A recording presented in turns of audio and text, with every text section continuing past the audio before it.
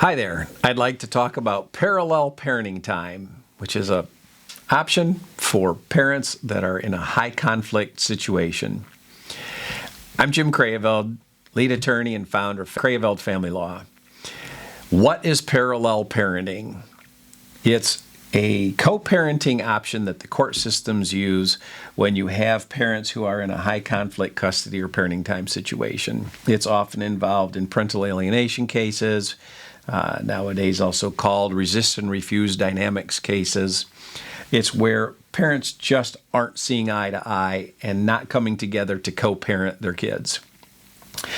So, some of the ways that that's done in Michigan law is the judges will set up a court order that still will allow each parent to have a meaningful relationship with their children, but it's going to be where they decide their things during their time and not interfering with the other parent's parenting time. It can't violate joint legal custody. So the bigger issues like schooling and health care need to be decided together. But the day-to-day decisions are going to be done by one parent during their parenting time. And it avoids the back and forth, the discussions, and that kind of conflict. Again, the purpose of that is so that the kids don't see the conflict, don't hear the conflict, and don't have to deal with the conflict that most kids do either see, hear, or sense is going on. So, some key elements to parallel parenting time is to have a very defined schedule. No vagueness to it. Know that parenting time starts at a particular time, ends at a particular time, deals with transportation, who's providing it, where, all of the details. It will set forth all the holidays.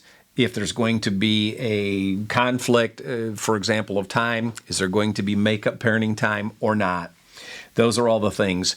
One of the ways that the court system promotes this parallel parenting is to use an app like Our Family Wizard. There's also a parenting planning. It's where you communicate, but it's not in person, it's not orally, it's not even in text, so that the court system can even monitor your communications if it gets that bad. But it's at least a way to avoid that kind of conflict.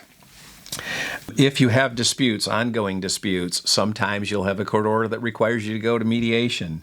It may require the involvement of a parent coordinator. And again, all of these things to help parents co-parent and raise their kids. It will teach you how to share information if you've got to inform the other parent about a medical procedure or a doctor's appointment, a dentist appointment, school events. Again, all of that can be delineated in a court order. So, the purpose of getting that all into a court order, of course, is to minimize conflict. They want your communications to be brief and to the point about the children, not to get into the other subjects that may have led to the divorce or the separation or the ongoing conflict. Rules need to be consistent so that the kids know what to expect, the parents can know what to expect. You have to respect each other's boundaries. When parent decides that this is the way we're going to do things, you have to let that go. If it's not harming the child, let the other parent parent. The concept is you put the kids' needs first. So it's their best interest, and you're looking out for your kids and not getting into the stuff back and forth bickering with the parents.